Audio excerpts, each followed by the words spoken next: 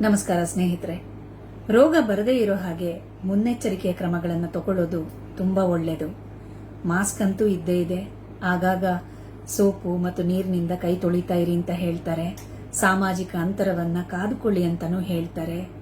Sanitiser ಅನ್ನು ಉಪಯೋಗಿಸಿ ಅಂತ ಹೇಳ್ತಾರೆ.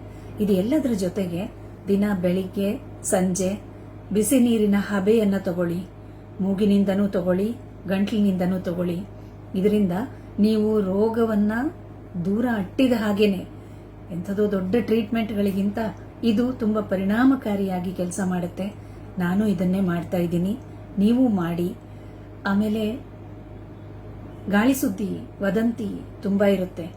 ಬೇಕಂತಾನೆ ಹೇಳ್ತಾರೆ, ಬೇಕಂತಾನೆ ಹಾಸ್ಪಿಟಲ್ಗೆ ಅಡ್ಮಿಟ್ ಮಾಡ್ತಾರೆ. ಇಂಥದೆಲ್ಲ ಎಲ್ಲೋ ಅಲ್ಲಿ ಇಲ್ಲಿ ನಡೆದಿರಬಹುದು.